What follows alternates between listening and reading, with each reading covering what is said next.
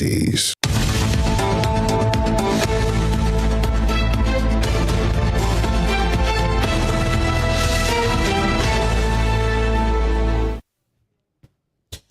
Good morning. Thank you for joining us. It's a brand new month. January is gone, February is here. Thank you for starting your new month with us on Morning Spring on Western Spring Television. Femi Olanipeku is my name. Happy new month to you.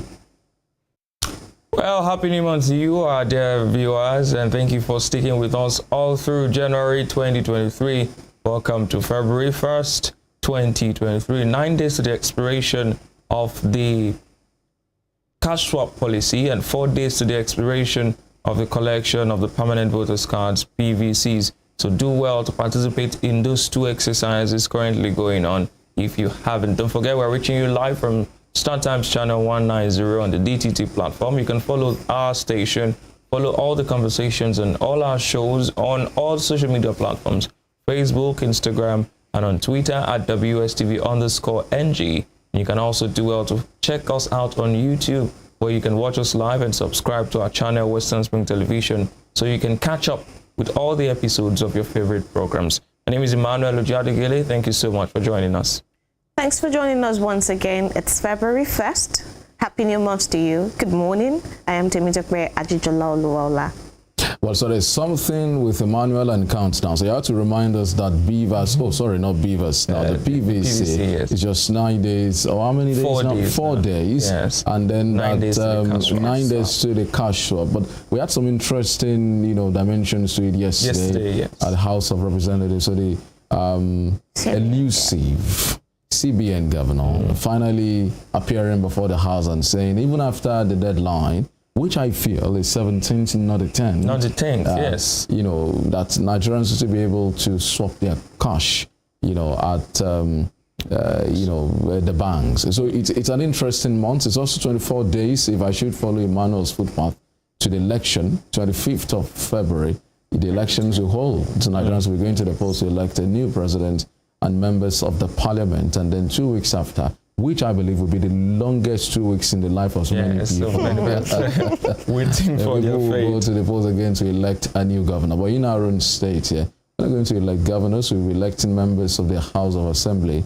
That will be our own. So the first election will be a busy one. It's going to be a very interesting month, I should say. Yes. February. Yeah. Yes, another countdown, very important one that we are not going to forget.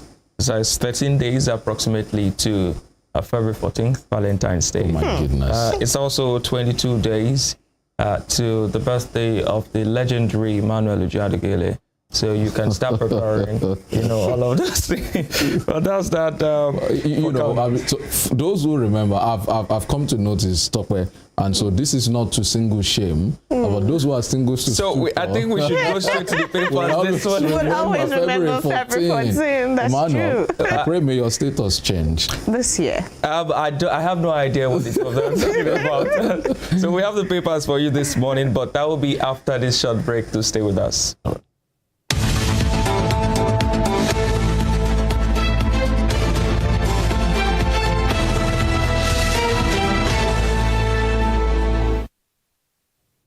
All right, welcome back to the show, Morning Spring on Western Spring Television. It's time to go straight to the papers. We begin with the Punch newspaper. This morning, the banner headline for the very first day of the month is New Naira Racketeering. EFCC to raid Lagos, Kaduna, Port Harcourt currency hawkers. CBN bars multiple debit card withdrawals, threatening stiffer sanctions. Emefiele meets reps, orders banks to accept new notes, old notes after deadline. And central bank stops old notes payout. Commotion persists at ATM points. That's the banner headline and the riders there. EFCC to raid Lagos, Kaduna, Port Harcourt currency hawkers, and I think that's a very good one. It's a very good one, but like I said, yesterday, or with Top, where I said, well, we also need to do well as regards not creating policies that will create an enabling environment for such illegalities. I mean, in my own opinion, mismanagement of this policy in its implementation is what's responsible for, us having currency hawkers in the first place. Yes. Yeah, having, racketeering. If this had been done in phases, it's been adequate sensitization, I believe that perhaps we don't have had a situation where people do not have cash. There is a cash crunch, and there seems to be a deliberate effort also behind all of this to force Nigerians to toe the path of cashless policy. But this will lead to chaos. Of course, it will. You know. Seeing as that a lot of persons, including celebrities, have always said it since we began this issue on Spring Trends. I still used the video yesterday. People have this money, these cash notes in bundles at their disposal because they are celebrities, because they have connections. And so, have you seen parties where they spray notes? It's very disheartening. I used one of the videos yesterday on Spring Trends. I thought you said you sprayed one of the monies. No. I said I've seen videos. Video. Oh, okay. No, so that we know who to point. No, I don't. And it's just spraying. They're spraying bundles. In bundles. And you In begin to bundles, wonder yeah. where they get this money, because even the banks are saying they don't have this money. Yes. So if the money is not at the bank and it's with the people, how do they get the money? Well, those are questions that they will ask. And an interesting thing that we mustn't forget yesterday was that many banks were shut across the country. On Monday, when I went out for that report that was used yesterday, the two branches of a popular bank around Igbono, they had no cash. The banks were shut down, the branches. Yes. And I had people telling me also over the phone, across the country, Lagos, Ogun State, that their banks were simply saying that they don't have money, they don't want to give out the old notes, and they don't have the new notes to give out, so everybody's shutting down. But then, well, so like I said, behind all of these, I think two primary purposes. So I say CBN rather wants to withdraw money in circulation. They've achieved that to a considerable extent. INEC figures said as at last Friday they had about 75% of the monies back. In their so evidently INEC wants to replace the few and not. Yeah, but the other one is to encourage people. I don't think encouragement is the word to use now. Force compel people to use the e-platform or do cashless. But I've seen issues, and so someone who said I had complaints yesterday of people who went to filling stations. If I against you yesterday, said yeah, the filling station and said the full attendant refused to allow him do an e-payment. I mean a bank honestly, transfer. you won't blame them, because yesterday someone sent me money in the money yesterday. I've not gotten it as of now. Yes. So imagine if it was an emergency. It's really not. So I believe these are issues that are fixed first. A quick resolution of transactions online, such that if a payment is made and there's a failure, it's reverted almost immediately. Not when you need to go to the banks and what have you. And then you need to look at illiterates, fairly educated folks. Who, I guess yesterday was trying to make a justification of saving people in such a market. But then, so when you do a comparison, how many people in Igbono market selling jam, selling Akindeko, will allow you to do a transfer? I visited, a local eatery somewhere in town, and we've joked with the woman severally, even before now, that Mama, can we do transfer? I say, no, me about transfer. So how do you convince such a person? And that's the way to go. We need some level of literacy in society. We need some level of infrastructure. We need a lot of sensitization before that works. It's not just you just come out and then you do first and then think later. Very sad. When you can see the pictures coming out from Lagos, Ogun, and Abuja, there, people spending hours on queues to get the notes. Did you see some of those videos yesterday of people fighting and pushing at ATM point? Or people, there was one I saw at a bank where people were struggling to enter. There was a policeman in their police fatigue and two security officials pushing the gate, and the crowd were also pushing back to enter into the banking, into the banking premises. It was very disheartening. I think it was a good move to have extended the deadline on Sunday, because if CBN had not, I tell you, we would have a crisis on our hands. The kind of crisis that have been happening at filling stations will gradually move to the banks. But then we hope that the EFCC is able to curb the issue of the racketeering there. And at the bottom strip of the paper, 1 killed as tanker crushes 3 Lagos tricycles, as on pages 4 and 5. Protest as Ekweremadu wife appear in UK court, on page 7 of the Punch newspaper this morning. Ekweremadu and his many travels in the United Kingdom over alleged human trafficking and organ harvesting charges. that he has been facing since last year. Over 200 days in detention now. Has been refused bail on multiple occasions. He appeared in court, was scheduled to appear in court yesterday, so you can read about processes and what happened in the court on the 7th page of the Punch newspaper this morning. And so I also like to know, where did the protest take place? Was that in London or here in Nigeria? Nigeria. It must have been in London, and Ohanaeze Ndigbo has been speaking up for Ekweremadu recently. I'm sure they must have mobilized some sort of support for him in the United Kingdom. Well, on page 8 of the Punch newspaper, Labour Party governorship candidate others boycott Obi's Yola rally. It seems all is not well within the Labour Party. For some reason, there's been some coldness, some bad blood between some leaders of the party. I think that stems from when Obi went to Rivers State and did not pay a visit to the governorship candidate of the party. So there seems to be some disconnect between Peter Obi and the other structure of the party. It came into the party late. Yes. There are some of these folks have been in the party long before now. So coming in, they operate at different wavelengths. Like you mentioned of the case in Rivers, there are others also who perhaps are also trying to profit from the popularity of Peter Obi, but there seems to be no proper structural coordination, or synchronization, if that's what it is now. Well, that word has put has put INEC particularly in trouble with the tribunal last Friday. I hope that the REC can make sense of that word. It was part of the major bone of contention in that judgment delivered by the tribunal. But away from that, above the nameplate of the paper, of the Punch newspaper, NNPC ADAX N24-year production sharing contract. Find that on page 30. Reps dump 22.7 loan request. OK 1 trillion naira borrowing. Page 30. And on page 11, INEC and the Chief of Defense Staff, both of them saying that fuel scarcity threatens elections, national security. That's on page 11.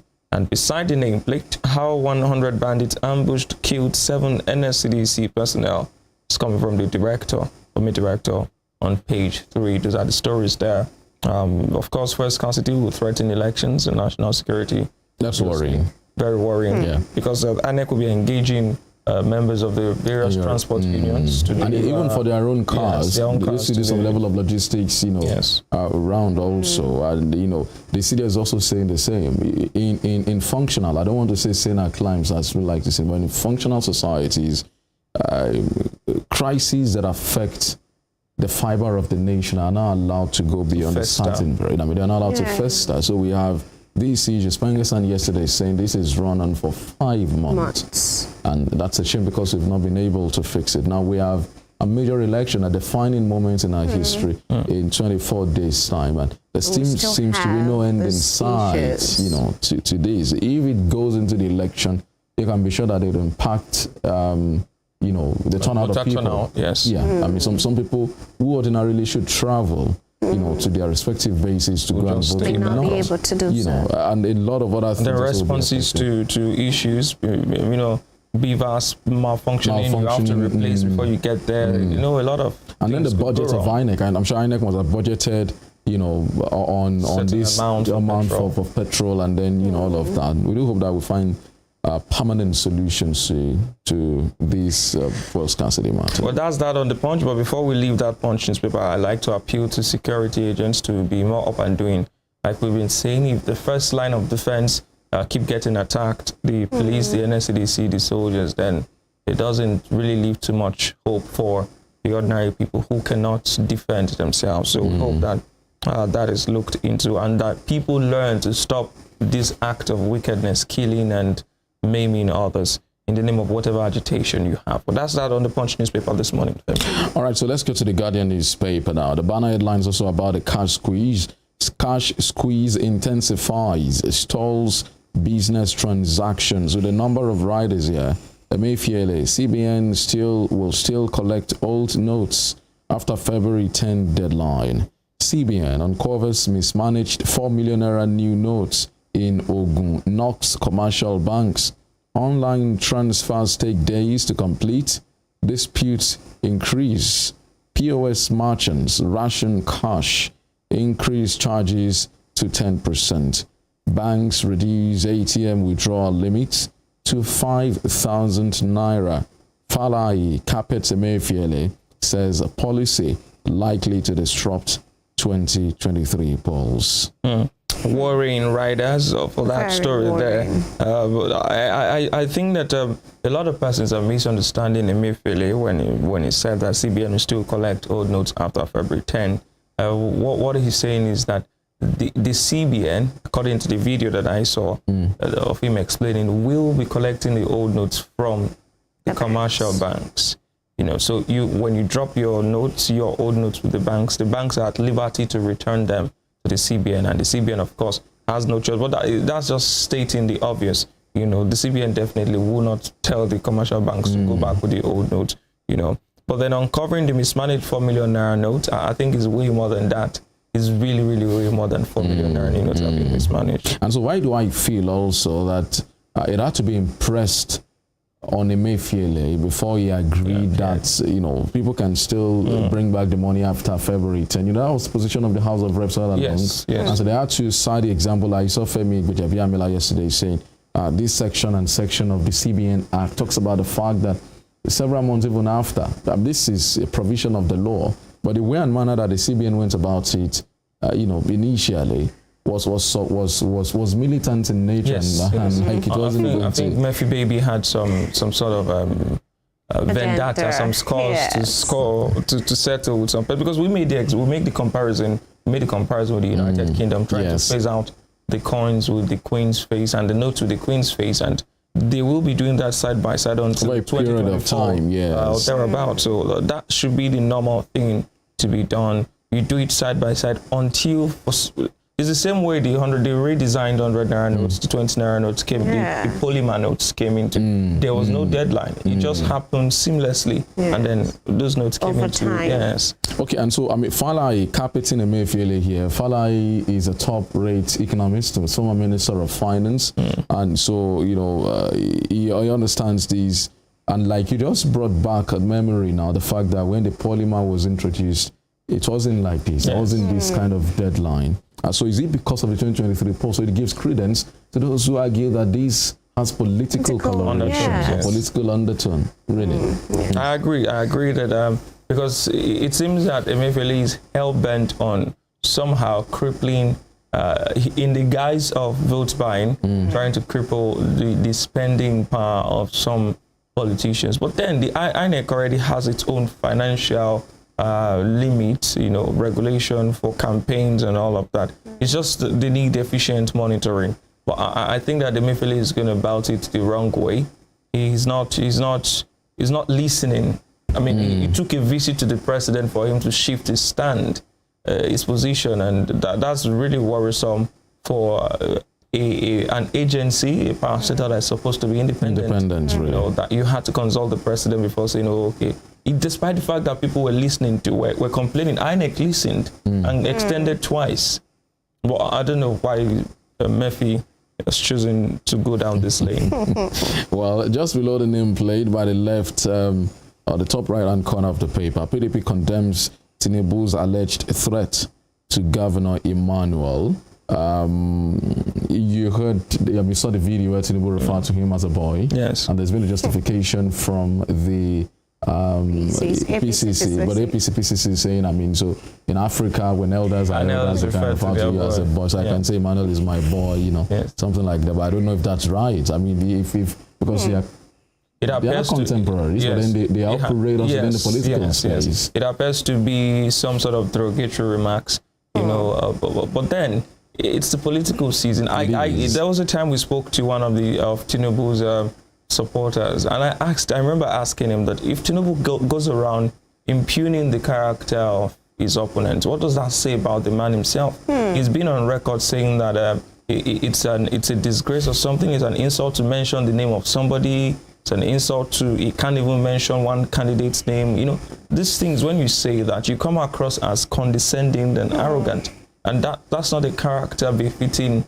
It's good to be feisty, it's good to be fiery, but at the same time, you need to be temperate and civil with your choice of words, so you are not seen as talking down on others, and in the future, people worried for how you would relate with your cabinet members if you just come and lord it over them. It's not so much about the people occupying the office. It's even about the office sometimes. I mean, you don't just talk to people.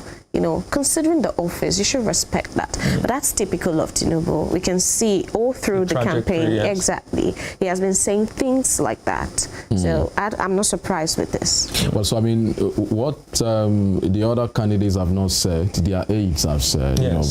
So that's why I said it's a political season, and people say so everybody should be temperate. Almost everyone has had very toxic statements and comments. I've read statements from a particular media aide to one of the candidates that's been acerbic, consistently toxic and fiery. I'm talking about Frank Shaibu, media aide. The harshness of his pen when writing his statements is legendary. I mean, some level of name calling and the likes, and you also seen press conferences held by the PDP, and you also seen supporters of Peter Obi on social media. How also they've been largely intolerant, how they've been which is very worrisome. Very. So it's like he said, it's not particular to a particular candidate. It's a season, but it's not good. It's something we need to work on and do better. But by the way, in some of those other developed climes, you need to monitor the electioneering. Yes. But because they have systems to contain it from degenerating. Yes. I mean, they don't focus, unlike us here, they don't focus on those things, those antics. They focus on the issues. So they are able to, but we like to make headlines, we like to write stories. So we look away from the meat of the matter. I mean, Donald Trump is one of the most acerbic and let me borrow your word, and very confrontational, abrasive politicians in the world. It says, and I wonder if Putin could speak in English. I mean, or Kim Jong-un. Hear some of the things they have to say. Yes. Okay, so other headlines on the front page of the paper below the nameplate: Ekweremadu wife in court as trial continues today. You've missed deadline. Name your presidential candidate. Peter side turns Wike. I'm interested in this. We waited and waited. Waited with bated breath. We waited all through yesterday. In fact, all through the month of January. Yes. Emmanuel wanted to talk about it on the trends. I think that was the last day of the month. Then I said, let's wait. Let the period pass. Then we can talk about it. I stayed up till 12 a.m. last night. Waiting for Wike. Because I had already prepared, to drag him today on the show. And thankfully, I'm going to drag him by he doesn't have beard, by his tie, because he kept the nation, he held the nation to ransom. When they went out of the country, he held his supporters. They went to the UK, for some sort of consultation. They came back 31 days. I mean, no. So it was. I think it was just some useless drama, altogether. Yeah. So, and it's good that Peter Side is now taunting him. So, guy, you've said all of what's going on. And honestly, I didn't see them naming any other person than their own party's candidate. It will be self-sabotage. It will be changing themselves. But Wike is and Wike is not predictable. Yes, so Wike can do and do. He already said he will hit the PDP leadership next Tuesday.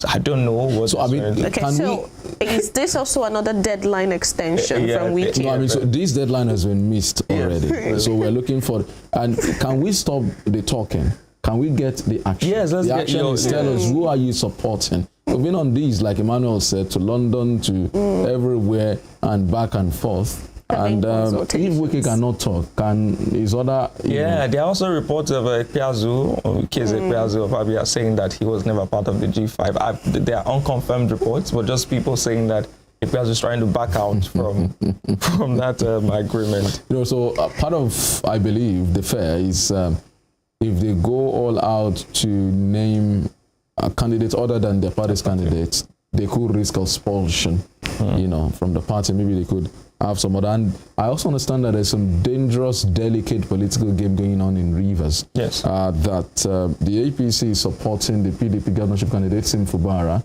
and the PDP is supporting Tonye Cole, the candidate of the APC. So there was some people calling out Tonye Cole, candidate of the APC yesterday, say, why have you never, ever campaigned or spoken out in favor of your presidential candidate. So there's an allegation. So it's going to be a very interesting. But aside that, the level of political violence in Rivers is extremely worrying. So videos yesterday again of one of the candidates, that should be Magnus Abe, yes, of the SDP, with gunshots around where it was really, So the other one, IMF urges central banks to stay vigilant, revises Nigeria's growth to 3.2%. That's business page and page 15 of the Guardian newspaper. Bottom strip, violence, internal crisis, mark campaign rallies in Niger, Rivers, just what we said now. Dari Nyame's release, major setback in Nigeria's anti-corruption war, says Transparency International. I understand we felt some 4 places again in corruption rankings.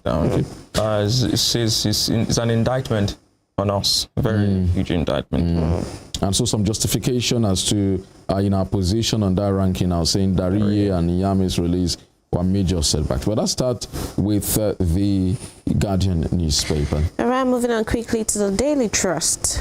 The banner headline, January vow, Wike-led G5 fails to name presidential candidate. And the writer says, Autumn, Makinde, Ikpeazu, Ugwanyi in a fix. Abia governor lobbies to replace late anointed candidate. We are sure of reconciliation, Atiku campaign. They have run out of steam, Carry. Well, this is what you see when you drag, issues like this for for a number of days like this. That's Carrie saying that they have run out of steam. Well, it seems so that they don't have a lot of steam anymore, and their words don't even hold water anymore. Yeah, I think it's outliving their relevance. That's what it should be.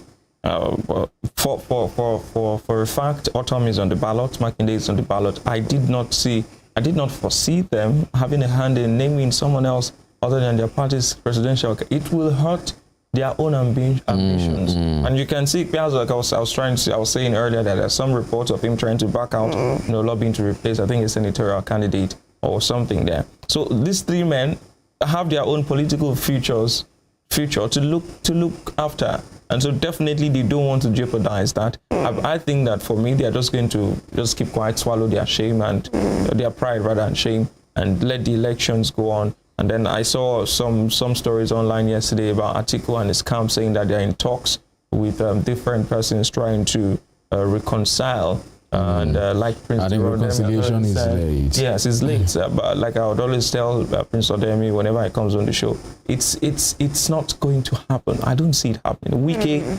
reconciling with Atiku? No, I don't know. Are you too? I know it's late, and a lot of damage has been done on both sides. You can't roll it back. And for knowing who Wike is, and it's also a matter of your integrity at stake here now. Yes. You fought this battle, pushed to the wall, several efforts at resolving these.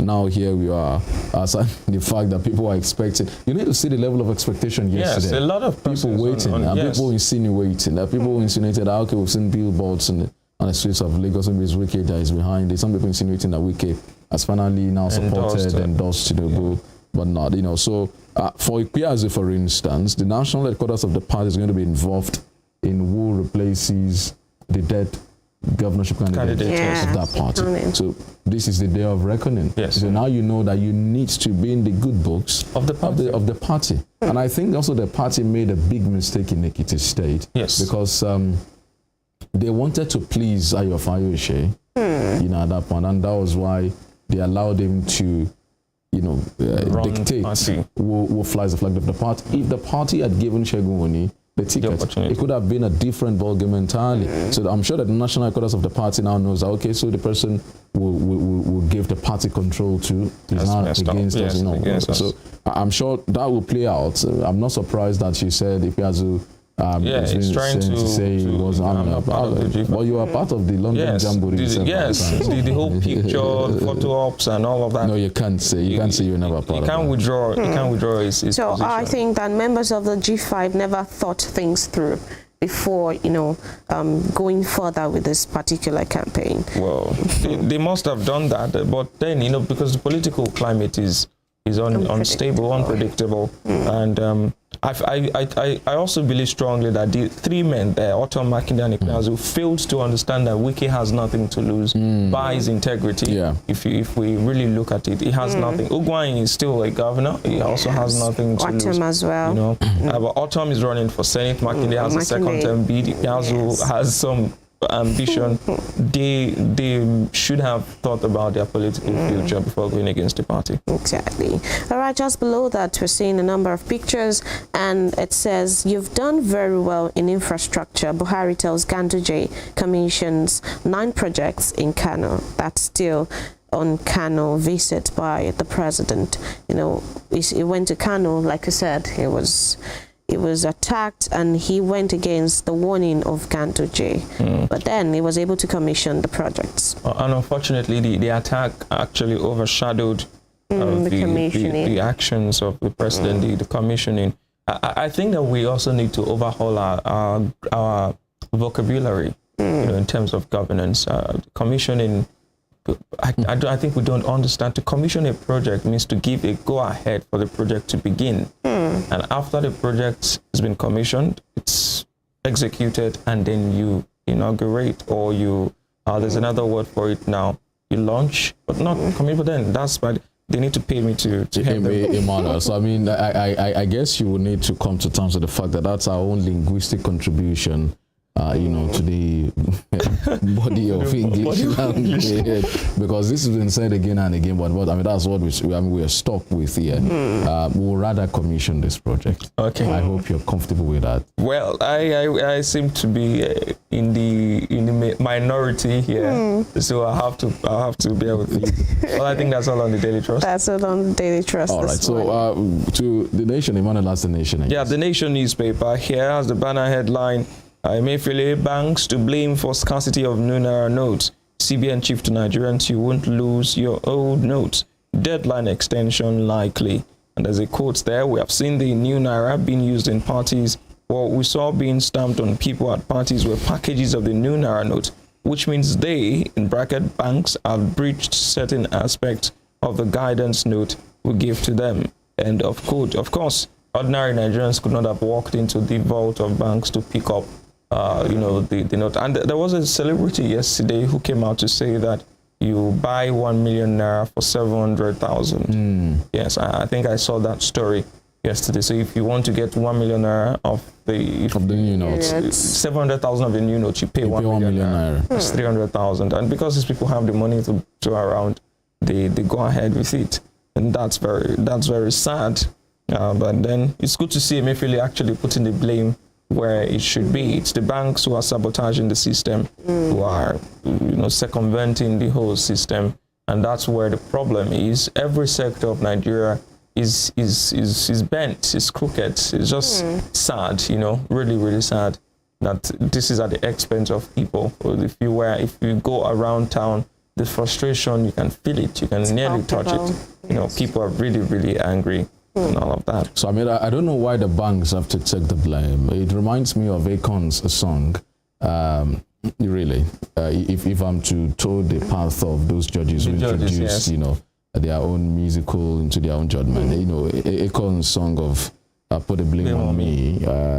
Here, I don't know why the CBN is putting the blame on the banks. We heard our guest yesterday saying that majority of the POS operators who service on banks, territories, and areas in this country, who constitute the larger part, who are not carried along in this project. So how do you expect it to go round? How do you expect it to be successful? They were brought in, according to the last minute, as an afterthought. And said up till now, microfinance banks are still not in the picture. So, I mean, how do you... These are the closest to the people. They're the closest to the people. And he made an illustration yesterday as to the fact that from Okefia down to Ilobu, there are no banks. Yeah. You understand? So it's disappointing. It's not too good that we are not holistic in our planning.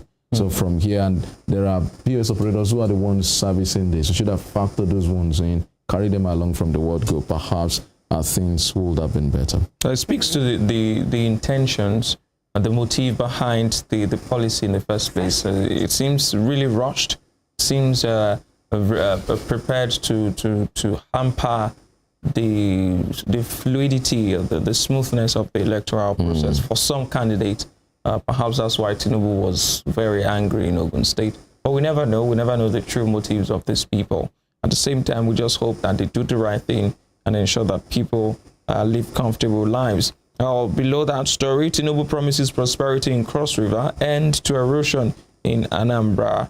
Tinubu was in Peter Obi's state yesterday to campaign, and he said a lot of things, made a lot of promises as usual, as is common to politicians whenever they go to their campaigns. And very interesting, let me take you just below the nameplate of the nation there. Presidential poll, Tinubu, Shetima for Osun, Thursday, Ekiti, Friday. So in Osun State here, supporters of the APC and of course onlookers and people who are watching the political process will be waiting to see what will happen during the APC's campaign in Osun State. Because I mean, you saw that they've been buoyed by the tribunal judgment. Yes. And I read some statement yesterday from the APC accusing the PDP of trying to disrupt that rally. I do hope that everything passes off peacefully. That there are no violence, no issue around that. But you expect that the party will win at the tribunal will be encouraged to go on. There'll be a lot of fanfare about the whole thing. About the whole thing. I will be looking forward particularly to the singles that will be dropped on that day. away from that, NNPCL invests in 2.6 trillion naira on 70 roads. That story is on the page 28 of the Nation newspaper this morning. And at the bottom strip, Nigeria improves in TI's latest corruption perception index, dropping 4 places. I don't know if that's an improvement the way it's put there. We need to see with the editors of the Nation. Yes, of course. The true picture, the true state of things need to be pushed out. And above the nameplate, absence of sick child stalls Ekweremadu's trial. Page 6. Again, NNPCL, CDS threaten action over fuel scarcity. Page 7. That's all on the Nation newspaper this morning. Okay, well, so just before we go, that Ekweremadu story, it's such an unfortunate one. We've talked about this before, I think last year. It's double whammy, double jeopardy. For the man. Is a sick child that he made a move for in the first place is still sick. Ill, yes. Is still ill, and she couldn't still come to court. And here we are. He said he spent over 200 days in court over now. 260 days. 60 days in court, just for the love of a child, trying to salvage. I don't know, because the letters we saw that time, the courts determined ultimately. Yes. But it's such a very terrible thing to happen. Forget the fact that he's a politician. Look at the fact that he's a parent. He's a father. And he's a father trying to help a daughter. And then if those letters are anything to go by, then he went through the right process. Yes. Okay, so that will be all as regards to the papers. Yes, that's all for the papers. We'll take a break now, and when we come back, myself and Femi will be bringing you the interview segment. We will be having the resident electoral commissioner of INEC in Osun State to help make sense of some issues surrounding INEC, and then Temitope will be... I'll be saying bye-bye this morning. She'll be stepping aside. All right. Not stepping down. Okay, we'll be back after this break.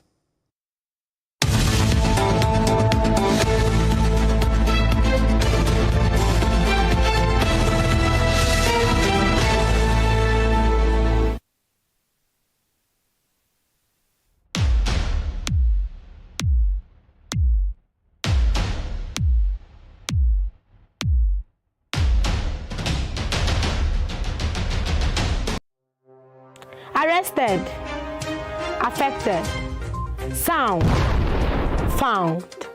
What do we see? What do we say? Flowing from a spring. A fact A to Z. Check and confirm. Ever expounding current events. Traveling down from the business gist to the globally arising happenings, to the sports news, to the bittersweet infos. Guided transmission, even diffusion, vast and fast, detailed facts are fled. Within seconds, nuggets of words that flew across borders are fired. Stories short and long, wrapped in bundles of words, broken and dissected as it is, except misheard. This is the news as it is.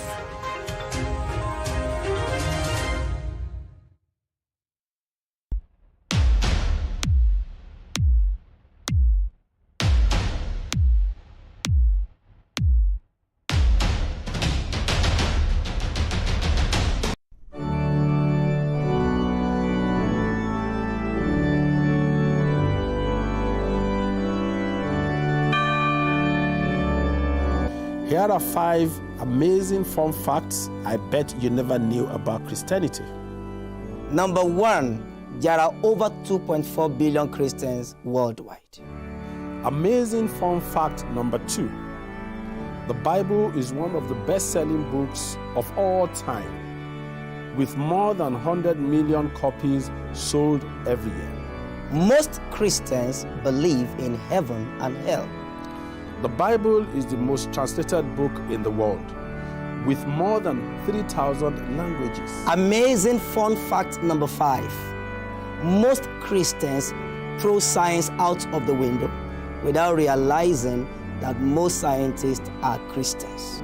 Hello, I am Pastor Steve Akinwumi. And I am Dr. Adeoye Oyewole. Join us as we highlight and discuss day-to-day issues pertaining to the day-to-day living of every Christian. Issues in Christendom shows every Sunday on Western Spring Television, channel 190, only on StarTimes.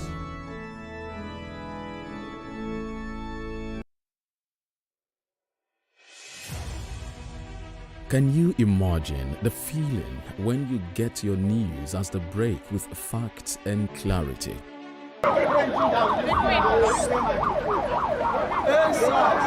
Our news are reported as it is. In Africa, and all those who masterminded the way it happened, we have to pay a price. Enjoy Western programs, projecting culture and tradition to the world.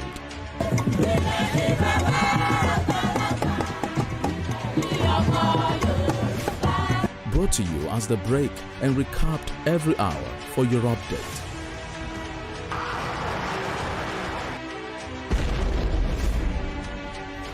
We must never forget the sacrifices of the heroes of Nigeria's democracy. Produced and brought to you in a unique way never before seen. Western Spring. Western Spring. And Western Spring Television. Television is coming home in your color and culture.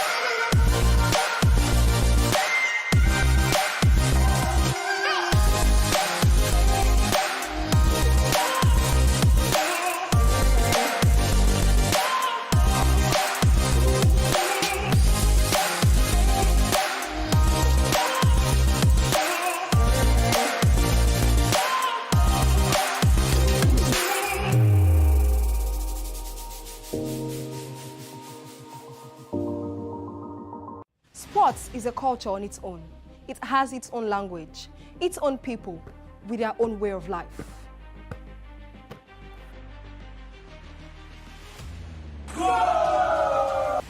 The world of sports is never void of actions, stories, dramas, and scandals.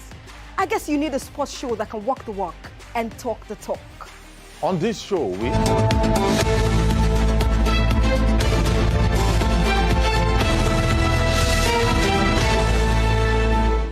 Thank you so much for staying with us. It's on to Morning Spring, and it's coming to you from Western Spring Television, where we say it as it is. You can watch us live on StarTimes channel 190 on the DTT platform. You can also check us out on YouTube and Western Spring Television. Well, we have our guest with us in the studio this morning. Dr. Mutiu Agboke is a resident electoral commissioner for INEC here in Osun State.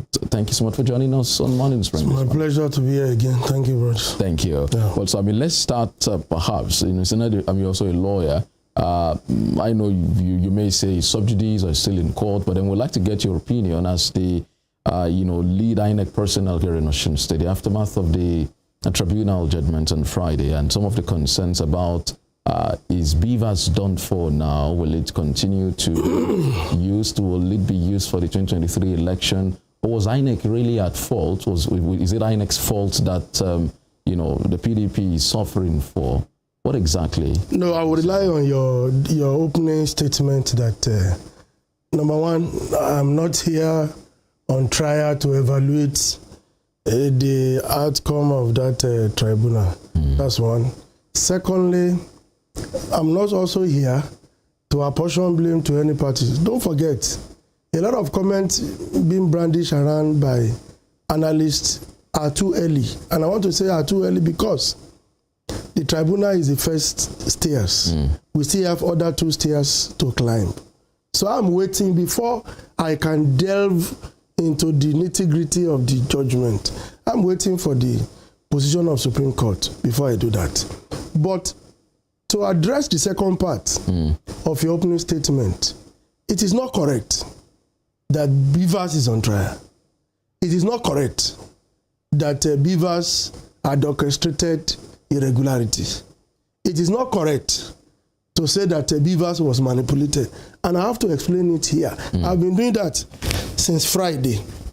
You see, the reason why BVAS can never be on trial is because there was no time in this country that INEC adopted electronic voting.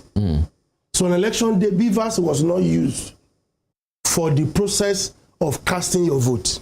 That's the first fact. For the last there election. was no time, not forget about last one. There was no time in Nigeria since the use of BVAS. We have never used BVAS to cast votes. It's a lot of people that talk, people think they know. They are carrying misinformation. They don't know anything about the process.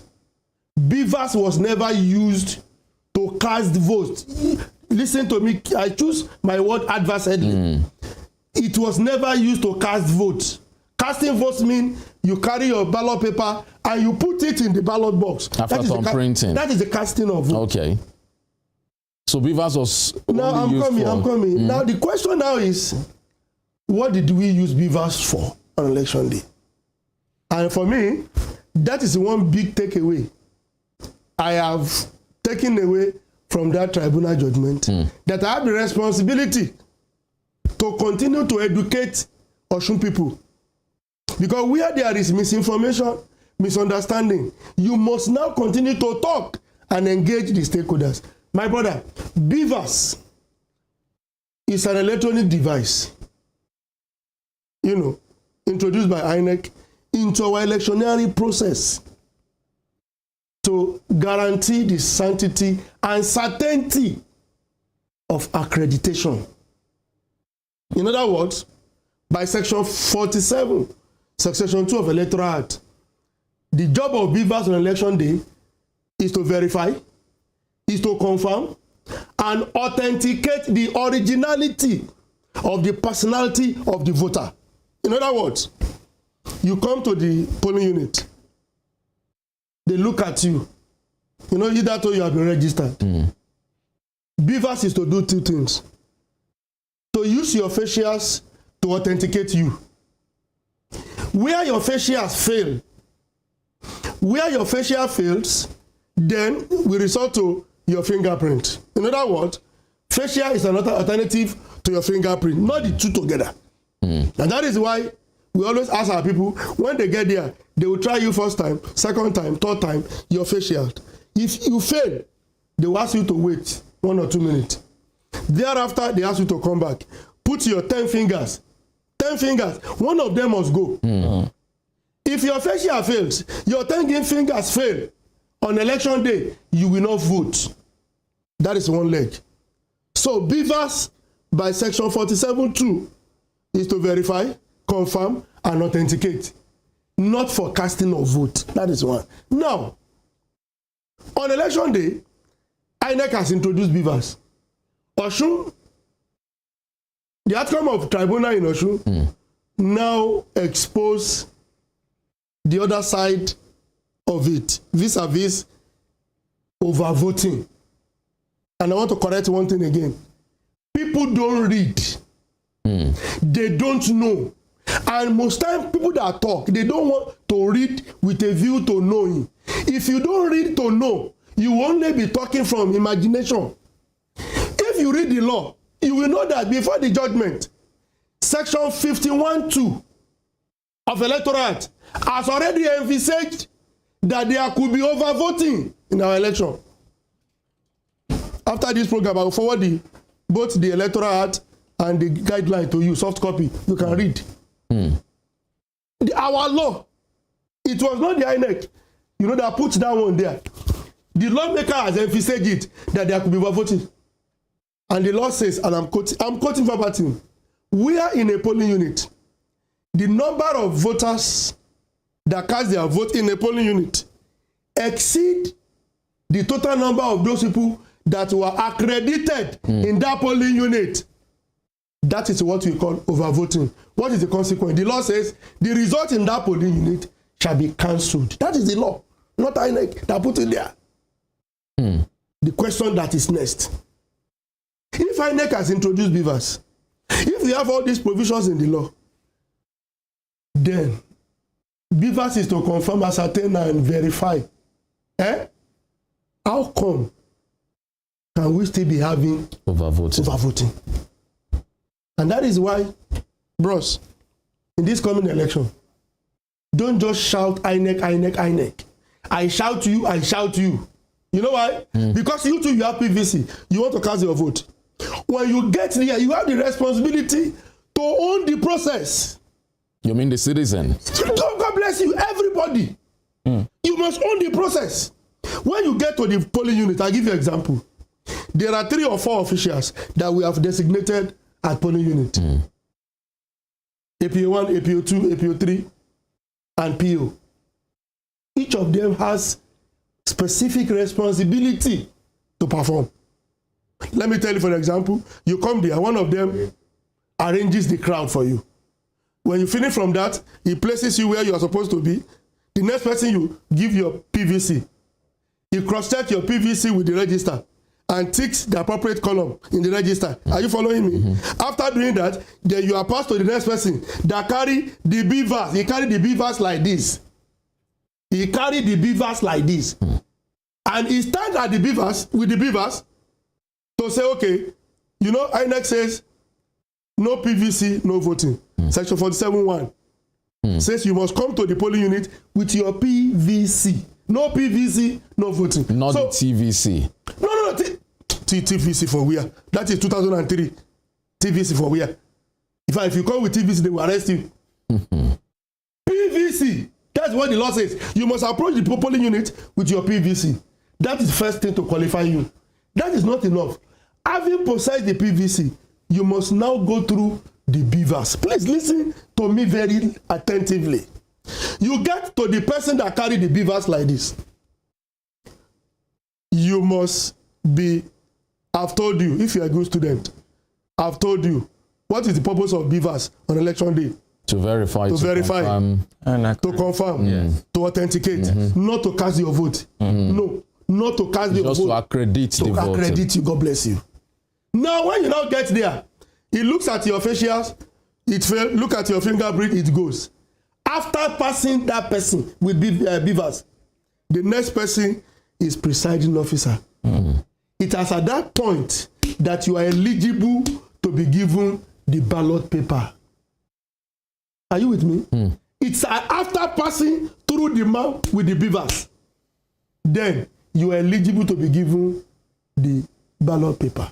Now listen, the politicians, the fraudulent electorate, the criminal officials that INEC has recruited, and I'm saying it here, in this coming election, any ad hoc staff of INEC that has the criminal intention to perpetrate illegality will go to jail. Whether you are a core member, INEC job is a voluntary job. You are not under compulsion to do it. So if because of the 50,000 INEC will pay you or less, and the surreptitious arrangement you are going to make with the bad politicians to come and scuttle the process, let me tell you, no matter the perfect arrangement INEC will make, it is Nigerian that will make use of to assist INEC. We cannot invite the Holy Spirit. Sorry, we cannot invite the Spirit so that somebody will not say, I'm being derogatory here. We cannot, if you invite the Spirit, we are in trouble. The Malaika, the angel, cannot be called to come and conduct election to assist INEC. In fact, if you bring Joe Biden to come and help Nigeria, I give him 2 weeks. If he stays in Oshogbo, after 2 weeks, he becomes an Oshogbo man. What am I saying? What am I saying? We must own it together. Don't blame INEC for anything. On that election day, my brother, somebody will come with criminal mind, and that is where the issues are. He goes through the APO 3, APO 2. When he gets to APO 1, with the beaver, surreptitiously, with a criminal intention, he bypasses the beavers. Either by his own arrangement or in connivance. And I'm saying it very authoritatively. In connivance with our ad hoc staff. Once you bypass the beavers, you get the ballot paper, you cast your vote, and I come back to you. If 30 people were accredited in a polling unit, how many people do we expect to cast vote on election day? Not you. As the second student now. Yes. Of course, if 30 were accredited, 30 should vote. 30 should vote. Yeah. When somebody bypasses the beavers, you have 30 in the beavers who have been accredited. That one that bypasses is called overvoting. By law, there shouldn't be a result. It's not that there'll be a rerun of that election in that area. That's another issue you are raising. By section 51, subsection 3 of the Act, the law says where there is cancellation, INEC now discovered that with this cancellation, the total number of people the total number of the votes that have been cancelled, if the result in that polling unit or those because it can't be one polling unit, those polling units are enough to affect the result of the entire outcome. Do you get the logic? The law says INEC will not make a return. INEC must come back and conclude the result. Sorry, the vote in those polling units. But where it will not affect, the law says INEC should not come back. INEC should go ahead. Whereas those cancelled polling units will remain cancelled as it were. Therefore, my brother, as against the conspiracy theories going around in the public, as against the various ignorant postulation and pontification by analysts, BVAS is the machine that assisted even INEC to determine what overvoting is. Let me tell you, are we just seen overvoting before now? Yes, overvoting has been in existence. But for us, it will always be, how did it happen? INEC will now start going through the register. So number of people registered here now. How can we have this number of voters? I don't know whether you are following it. But we don't need the register. BVAS has given us the certainty and correctness of their accredited voters. So anyway, if it is one, that's the law. If it is one, it should be cancelled. And I want to say this here. In this coming election, my eyes is on all the, over 3,000 polling units that we have in Osun State. And the measure we are taking in Osun to address this, all the NYSC members, we are going to address them. All our collation officers at ward level, I'm going to engage them. I don't want to hear, because once you carry overvoting result from your polling unit up to the collation level, then it means you are a criminal, because you are expected to have discovered And the needful ought to have been done. If you don't do it, I have understanding arrangement with the CP. The person or group of them will be arrested. What's that needful that should have been done if it's discovered at the polling unit? The law says it should be cancelled. Cancel it. Right. Cancel it. That is the law. You don't need the Holy Spirit to tell you. Cancel it. What's your interest? What are you protecting? You cancel it. If you don't get it, or peradventure at the polling unit, there is a connivance. Do you get it now? There cannot be connivance. There should not be connivance at the ward collation level. I don't know whether you are following me. The law says where there is excess number of voters as against the content of the beavers, cancel it. Okay, so Dr. Agoke, I just want to because you mentioned the voter register, and that also came up, just quickly in the tribunal now. What is, by virtue of the Electoral Act, what is the primary source of accreditation for voters? I am not interested in that. If you want to know that, go and join them in the appeal. I am not interested. But doctor, there is nothing you will tell me. No, people need to know. I won't go there. No. Okay. After Supreme Court invite me, I will come and talk as a lawyer. As I am here, I am an umpire. I am not ready to dissect anything from Okay, so let's not dissect now. If you were to conduct an election, I am not going to. In 2023, yes, the forthcoming election, what will INEC be using as a primary source of accreditation? That does not arise. Accreditation is through the beavers. Okay, then you've answered the question. I don't know. Accreditation is through the beavers.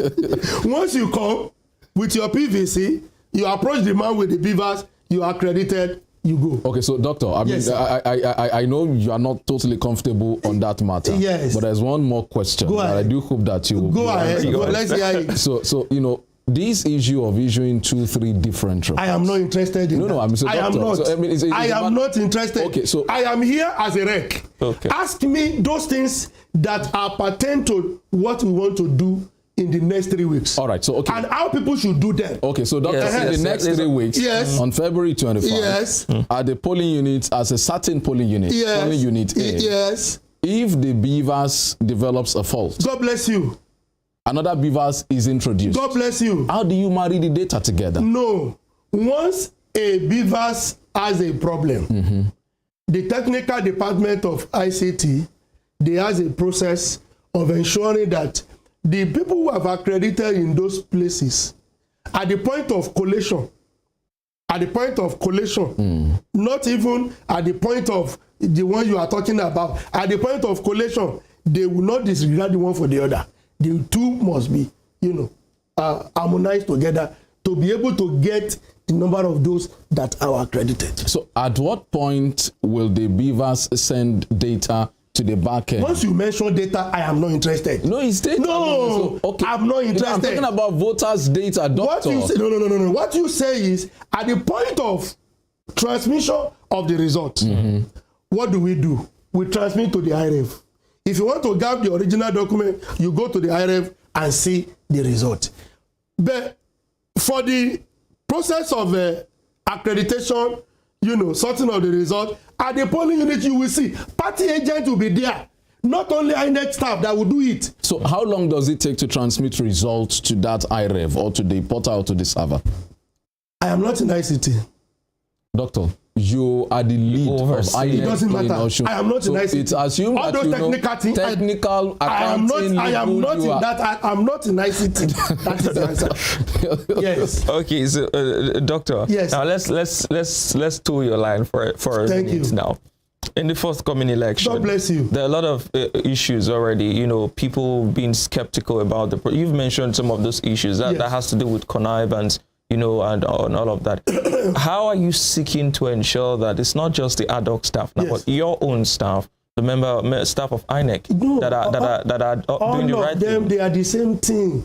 Let me tell you, a professor, a former vice chancellor of a university, was asked to come and collate results during the presidential election in the state, I served. Imagine such a person saying, how can somebody lose Oyo State. A coalition officer. It's not our staff, adult staff. I stood straight to his face. I said, Prof, what did they call your name? Or Vice Chancellor, what is your business in all that? You know what he wanted to do? He wanted to refuse some of our results from certain local government in Oyo State. I stood up to him. I said, you are Vice Chancellor my food. He said, have you been a Vice Chancellor in your life? I said, have you been a rec too in your life? my brother, it's a big drama. So there's some level I stood my ground because I was the manager of the process. You know that what? Not just about our permanent staff. And for the election process, if we recruit you, we regard you as our staff. Whatever you do, INEC is vicariously liable, one way or the other. You get the logic? And that is why now we are looking into the details of all of them. Let me tell you, they are going to append their signature into our code of conduct. They are going to ensure that they sign it, and I'm going to address them that if you cause any infraction on that day, you will be shamed, arrested, and be prosecuted. Unless we do that, Nigerians will not know. Not only that, also talk to the politicians. You see, I got an information at the close of work yesterday. Okay, don't worry. Let's leave. No, Doctor. No, it's important for the people to know. Doctor, we will come out in due course.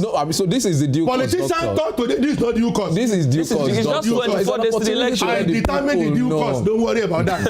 The politician I'm coming should be talked to. The way you have invited me, I would have loved next time. Bring one senatorial candidate. Bring me.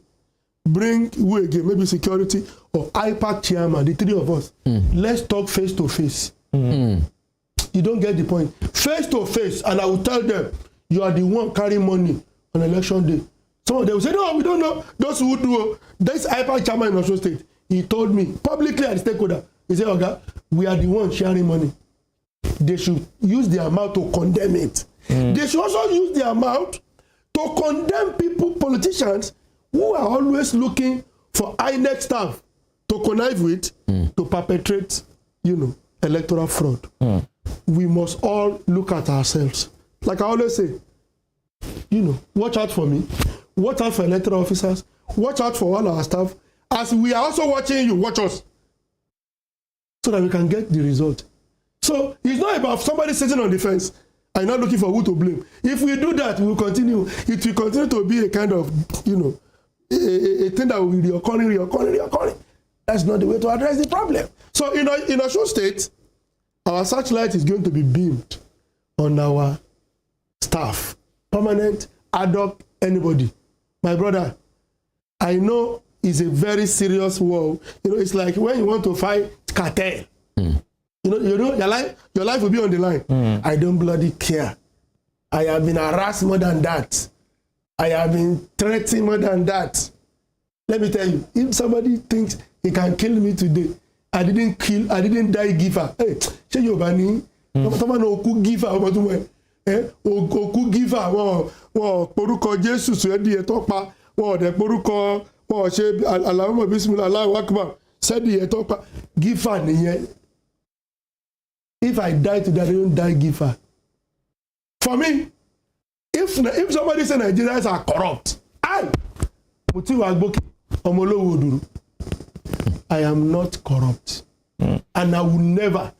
Yes, I need money, but I don't need fraudulent money. And I don't need anybody.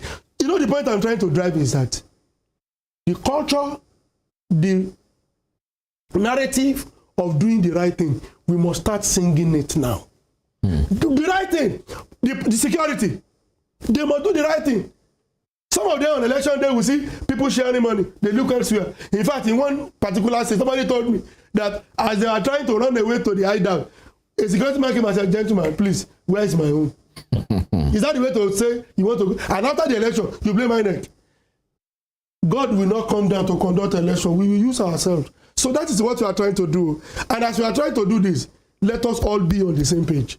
So that we can get it. Okay, doctors, last time you were on the show, we talked about the PVC collection. Before we come back to the nitty-gritty of the elections now, what's the update on the PVC collection? The update is that it's reducing gradually. As I talk to you now, we have 390,000 plus. You know, before I came, I told you over 400,000 plus. Yes. Now 300. You know, the issue of ward collection assisted us in a great deal, and all our public advocacy is also part of it. So we still expect that people should. Now, this issue of beavers we talked about, that assuming it malfunctions or things like that, INEC is going to carry out mock accreditation. When is that? That's on Saturday. This Saturday? Yes, Saturday. This morning now, by 9 o'clock, we are going to have a stakeholder for all the stakeholders in Osun State. I'm going to explain to them where they are going to take place in 12 polling units. How we are going to do it. It's a mock. Immediately we do it, we wipe off the whatever we put there. And it's just to test the speed. It's just going to be in 12 polling units across the state. 12, yes, across the state, just 12. You know, it's going to be, very brief, just test run, the efficiency, performance, so that we can know what are the issues before the election.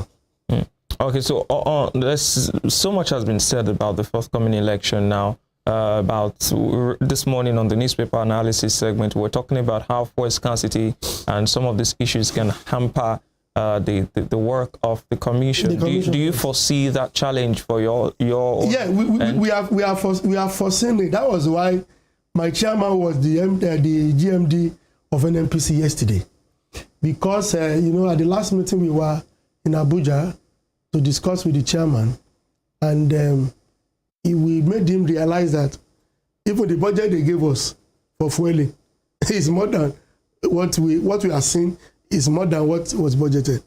And now, the last time we bought fuel, maybe around 400 naira. That was what we bought, And when they are now giving you budget of 180 naira or less than 200 naira, so how do we make up? So we have to take the chairman up, and he said, okay, what he's going to do is he's going to get in engagement with the NNPC and see whether we can leverage on NNPC to be able to get the enough fuel. So I hope that works. Because as we are coming from my house now, I saw long queue, even from the NNPC. Though, if the arrangement goes well, it's of course an election day. But won't the arrangement be for your own vehicles? No, it's for our vehicles alone. So what about the NURTW members that you rely on also? Those are our vehicles for the purpose of election. Oh, I see. A dato, all of them will have, they will have given us the number of vehicles. They will have taken the numbers, and we will have arranged with the, with the NNPC. And how is the arrangement with those NURTWs? Because there are concerns as to INEC's dependence on third parties for logistics. No, we have not. We have not finalized it. There are issues around it. Park management, NURTW, is a complex issue. We are still looking at it. Maybe next time you call me, I can have a clearer picture. But we are still discussing. But it's a concern for you, and you're trying to look into it. No, there's no concern. What is important for us is to get vehicles. And let me tell you, somebody was NURTW yesterday. Perhaps because of the change of government, becomes park manager today. The question is, his status of being the owner of the vehicle yesterday, has it changed? No. The same set of people, they are the owners of the vehicle. And because they have changed nomenclature in name, and you want us to say no, I said, no, don't worry yourself, let's come. We'll bring all of them together, even though the memo of understanding between INEC was with NURTW. But this same set of people that we knew as NURTW, they are the one we also see as member of the park managers now. So it's a very big thing for us to reconcile with, to be careful. Yes.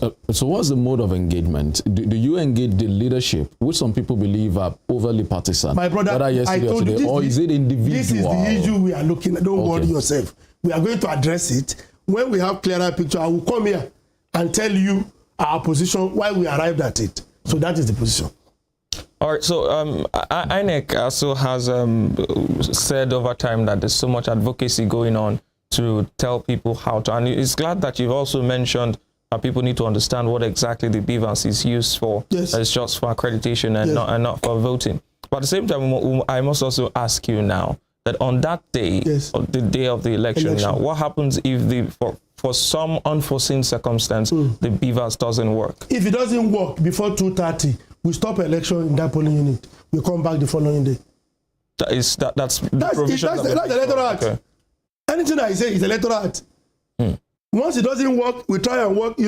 in our various registration areas, we have already, we have on ground mobile registration area technicians. We have trained them for the purpose of emergency with the beavers. You get it? So where there are issues, call them, or they call them and they move in. If they look at it, try it, look at it, try it. If they alert us on time, we have some backups. If we are notified on time, we can replace immediately. I hope you get it now. But with your scenario that doesn't work, no backup, nothing, we will stop election there before 2:30 and come back the following day to conclude the election. That is one scenario. Let me give you another scenario. We get to your polling unit in front of your house. Your boys there. You know those boys? They said, no way, you are bastard. What is beavers? Beavers is called. That passes me. You are not using beavers here. Get out. We will kill you. Our regulations say, just be looking at them, don't say anything. Not to run, you won't run. Just be looking at them. Okay. Okay. Don't argue. No, what do you want? No beavers. And they started voting. Regulation says, when they do that, at the point of collation, 0, 0, 0, 0. Those are the scenario. Because in some part of Nigeria, our staff, not even our staff, they have gone through a lot on the water. Some people will say, we will kill you and throw you inside the water. Don't throw. What do you want? Oh yeah, write this. You write it. Electoral Act says, when we get back to the collation center, the commission has the power to review and nullify such a result. Okay, so Doctor, I'd like to ask you a question that has been on the lips of many persons. Actually, it's just a little detour from the conversation we're having now. When it comes to INEC documents, when it comes to documents submitted by politicians, senatorial candidates, local government chairmen, what's it called, the House of Assembly candidate, according to this Electoral Act, who is the custodian? Do those documents, are they residual or resident at the state headquarters, or they are moved to? Those are the issues emanating from tribunal. I'm not interested. No, I'm just asking. I'm asking about House of Assembly, I am not senatorial and presidential. Okay, so Doctor, the issue of custody, INEC is INEC. Let me tell you, INEC in Abuja is the INEC. I come again. When we say INEC, there's nothing like INEC Osun State, INEC Oyo State. We are only representing the headquarters. And that goes to say that anything is from Abuja. Okay. So if I'm running for Senate now and I submit my documents to you, those documents go to Abuja. They will not sit at your headquarters. I have answered. All right. Thank you. So you want to add on on this? So, Doctor, I like to ask, so just be calm. How many core members, how many ad hoc staff are you deploying for the 2023 elections? In Osun State? Yes. Plus or minus over 5,000 of them. Over 5,000.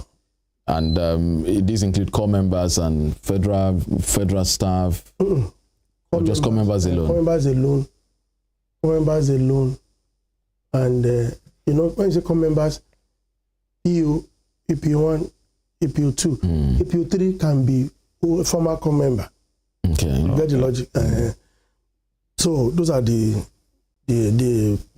variables. And so you're going to continue with the tradition of using only staff of federal institutions for the other roles? No, we are going to do that. They have all applied online.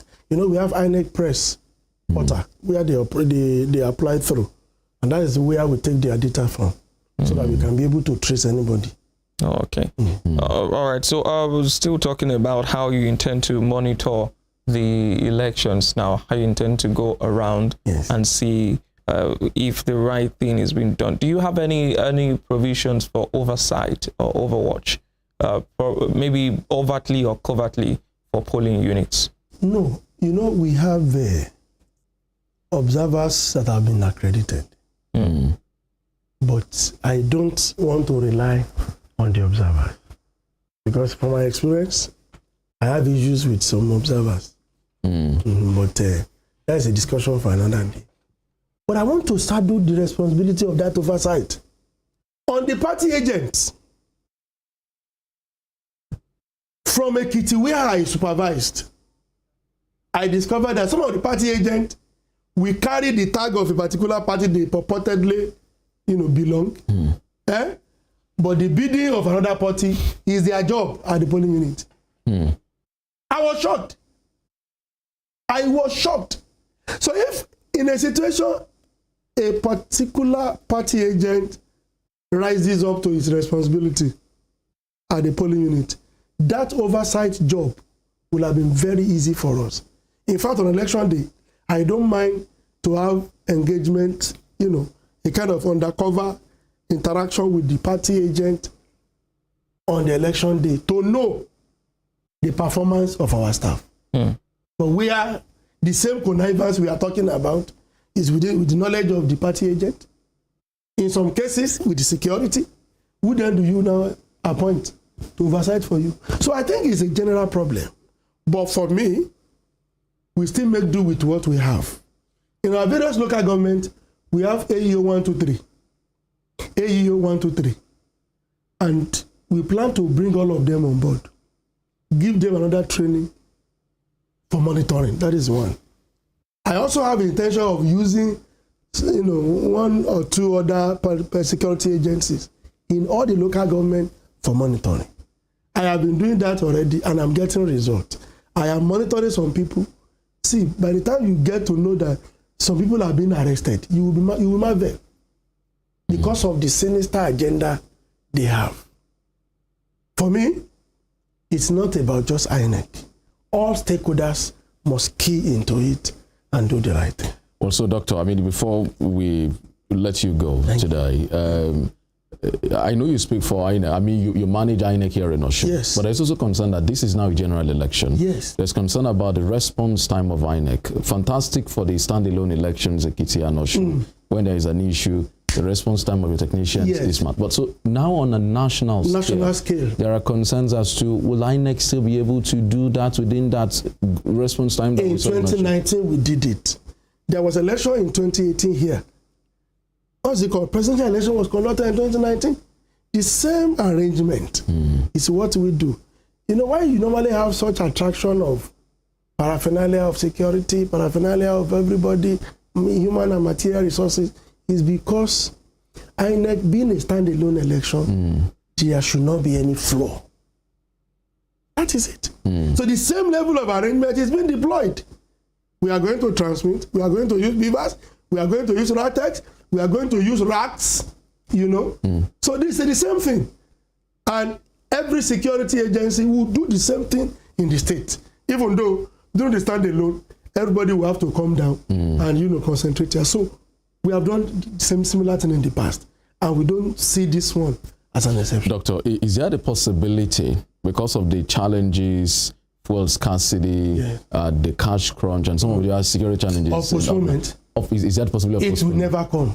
If you predict it, we will invoke the Holy Spirit. No, I'm asking. Doctor, you are a friend of the Holy Spirit. Because you made reference to it about Oh my God. But looking at all what is happening, the cash crunch, the fuel scarcity. Don't worry, we know. Okay, in case that the arrangement that the chairman wants to have with DMD fails. INEC has a way of coming out of. You don't have a full. Will you go to people's houses? How do you even intend to go to their houses? We will sort it out. INEC for now does not have intention to postpone this election. The issue of cash is a big one. As I'm talking to you, I have issue in my office with my accountant. If the only thing we didn't do yesterday is I didn't throw blow. But I don't know whether I'm going to throw blow this morning. The issue of fuel scarcity is a big one too. But INEC is facing front. There's a date. 14 out of 14 items, we have accomplished 12. Remaining 2. The close of campaigns. The last one is the actual election itself. We have tried. So fuel, cash, forget about it. INEC is looking at the ball. We want to score it. But if it happens, it won't be novel. It has happened before, and heavens did not fall. We'll come back and tell you. what's going to happen. All right. Thank you. Dr. Muti Agboke, we'd like to appreciate you. Thank you so much. Always a pleasure. Thank you for joining us on the program today. Thank you for the enlightening conversation. Thank you very much. And we wish you the very best in your assignment here in Osun State. I also wish that you don't throw blows with your accountant. No. We will sort it out. Okay, so that's the conversation this morning with Dr. Muti Agboke. He's the resident electoral commissioner for INEC here in Osun State. I'll be stepping aside again, and Emmanuel will come back with what's trended. But that's the show this morning. Femi Olanikwekun is my name.